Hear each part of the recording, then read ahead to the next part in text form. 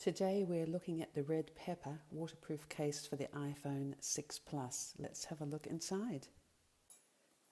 Redpepper claimed that this case is waterproof to 2 meters, snowproof, shockproof and dirtproof. Good if you like hiking or other sports like trail riding, etc., where grit might get in your phone. They also claim they have a crystal clear anti-reflective optical lens case for high quality pictures and videos, sound enhancement system for the clear audio quality, and an ultra flat screen protection giving you full functionality. Let's put that to the test. Okay, here's what was inside the packaging. We've got the case itself, we've got some installation guidance, we've got a lanyard, we've got a waterproof phone jack, we've got a little red chili pepper, we've got some installation instructions and a cloth for cleaning the phone screen and the front of the case before installation. Let's have a further look. Right, let's just look at the installation checklist. They suggest that we look at the instruction booklet and water test the case prior to installing the phone, which is sound and correctly installing the phone case. Anyone who saw my previous video means snapping into place and checking everything's closed. And the other thing they bring to our attention is an everyday checklist, including things like after major drops, you inspect the case for any damage to ensure that all the seams are closed, that you perform regular water tests without the phone at regular intervals after major impacts and before major water exposure, and also ensure that all seals and O-rings are free of dust, fibres and debris before closing the case. They also go on to say that you should rinse the case thoroughly with fresh water after exposure to chemicals including soaps, detergents and chlorine. And I suppose that would also apply if you've dropped it into the ocean, salty water. Very good ideas. Okay, time to perform the ubiquitous water test just to make sure that this unit passes before we put our valuable iPhone in. For the water test, I think it's a good idea to put it face down so that when we put the cup of water on, it doesn't put pressure on the plastic face. We're going to leave this in here for a couple of minutes and come back and see how it went. Okay, it's been about 5 minutes now. I always like to take a bit longer. And looking in, I see no air bubbles escaping from the sealed case. That's always a good sign. If you see air bubbles coming out, the case has probably been compromised. Anyway, let's take a look.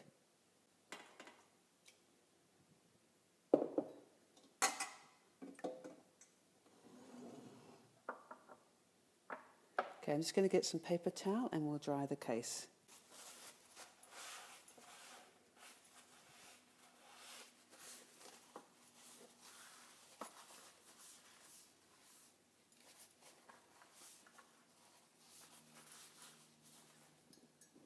Okay, so far so good. The paper inside looks dry, but the proof is in the pudding. We're going to open it up.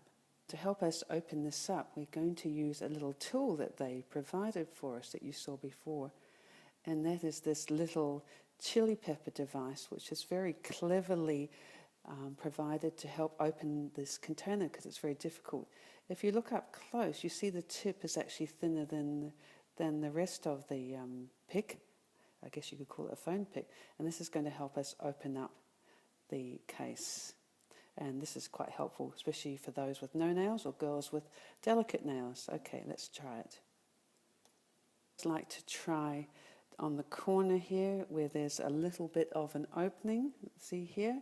So what we're going to do is get the sharp end and we're going to insert it here to get some purchase on the phone. Oh, but before we do that, it's always a good idea to open up this case so we're not arguing with the case. Oh, I see some water around the flap there, but it doesn't seem to have gone in. Anyway, we'll give that a wipe. We'll have a look when we go in. Seems to have been just around the periphery of that seal, but it would make you wonder. I did not see that on the Lifeproof Fre, so we'll bear that in mind. Okay, so here we go. I've got some purchase in here. You can see that I'm just squeezing it open a little bit. And maybe I'll go down this side. Here, see how we go. I've got to try again. These cases are not easy to open, but I guess that's the nature of them being waterproof. Now I'm just going to give it a little bit of leverage. Okay. And in fact, I might now turn it around this side. There we go. That provided a snap. And now we should be able to freely pull it apart. Yes, that's very helpful. Okay, now let's have a look inside. Okay, that's looking fine. The paper looks dry, and I don't see any other moisture in the case itself. That's a pass. Well, here we might as well have a look inside the case to see what it's looking like. You see we've got a lot of rubber around here as the waterproof seal, or rubbery plastic, I'm not sure which. Screen seems quite strong. We've got a seal here that looks like it's maybe glued on. It's like a silicone, it's softer, so maybe it is quite durable, and this is much harder. And on the front, it looks like you've got some sort of speaker slots here, so maybe you'll be able to hear the sound without the headphones. Okay, now let's look at the back. Now the back looks fine as well. This patch is interesting with a bit of glue. Hopefully that's fairly sturdy. And as you can see, there's a nice orange seal, like a gasket, around, going all the way around. Okay. I'm going to put the phone back together, and because my iPhone 6 Plus is recording this, I can't put it inside. So I'm going to use this as my makeshift iPhone 6 Plus. Here we go. Put this together.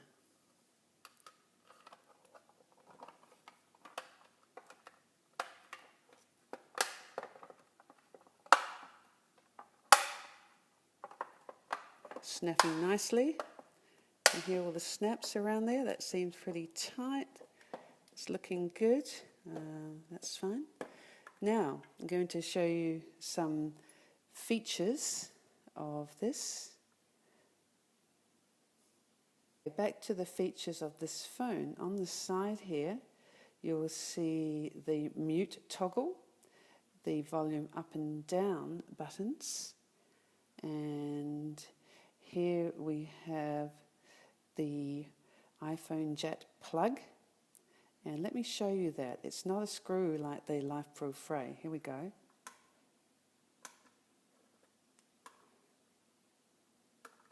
Yes, as you can see, that's a bit of a struggle to get out, which is a good sign.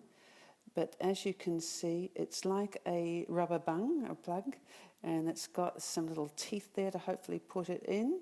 Not quite as well engineered, perhaps, as the Lifeproof Fre, but it seems to have done the job. As you can see, I had trouble getting it out, so that goes back in afterwards, but we're going to put the phone jack in there to show you how that goes. Turning the phone around on the corner, we can now see a official place to put our lanyard strap, which is fabulous. And this is quite useful if you're worried about dropping your phone into the water or into the snow or into the dirt, etc. So this is going to be good. We'll try fitting that shortly. Moving along, here we had the on-off button, and that looks fine. And at the back, we have the covers for the camera. That looks good, protected and raised a little bit, so if you drop it, no problems.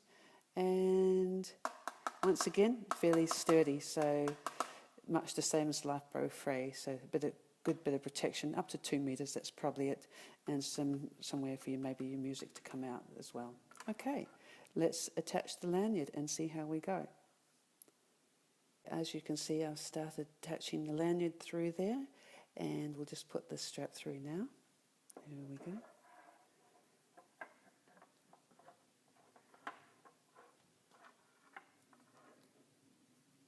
And voila, we have a lanyard strap for the wrist. You could also put one on, longer one, so if you wanted it around your neck, if you're hiking or doing something where you want it accessible and to take photographs, that would be brilliant. This would sit equally well in your pocket. Okay.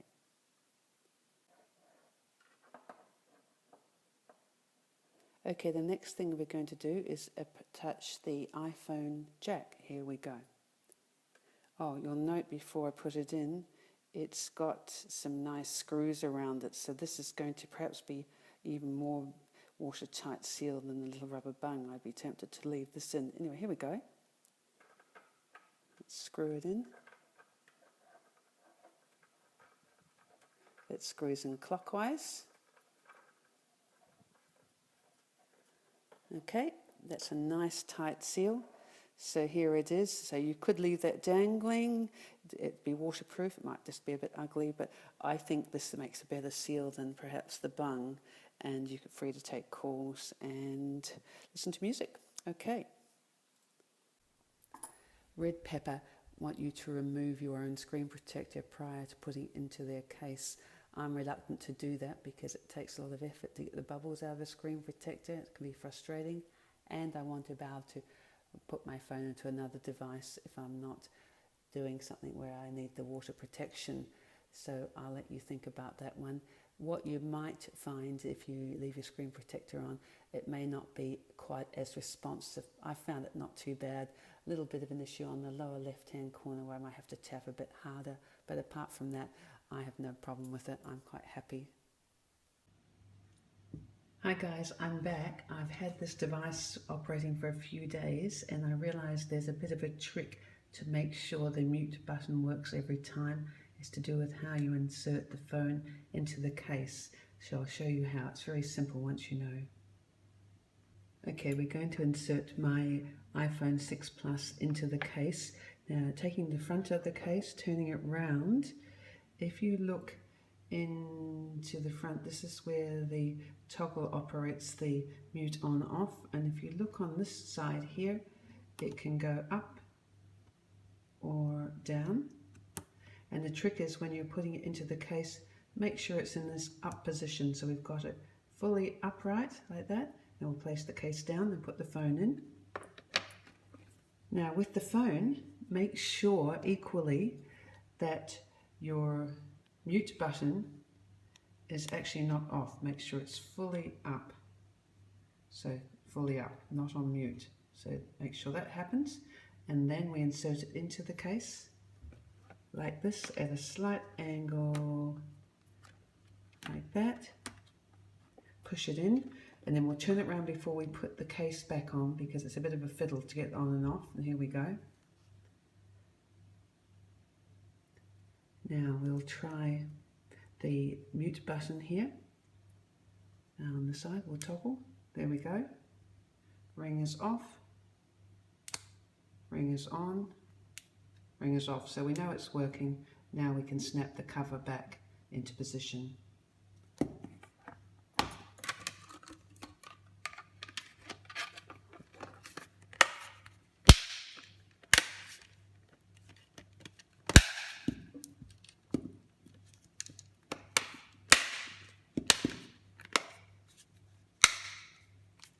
And we'll just show you how we're going with the toggle button. Let me just stop this program here. Right, okay, here we go. So we're going to turn the toggle switch on, the ring is off, and the ring is back on. So as you can see, it's working very well. Okay, very good. Now we're going to turn it off. Waterproof cases like this and the Lifeproof Fre that are difficult to get in and out of, being the nature of being waterproof, probably means that you will damage them over time just by the nature of getting in and out. So I would recommend that if you are going to use these, probably keep them in pretty permanently as a default case, and you'll probably get more wear out of them. So in summary, would I recommend this case? For me, I would. I think at $50 Australian, it's a better buy. It offers me the functionality of the lanyard and a functional toggle switch, which is great. And also, I think they are similar. This could almost be a clone of the Lifeproof Fre, perhaps not as well engineered, but I think that they'll probably last about the same amount of time, especially if you keep changing them. Okay, thank you for watching, and if it was very helpful, please let me know, and some thumbs up would be lovely. Thank you.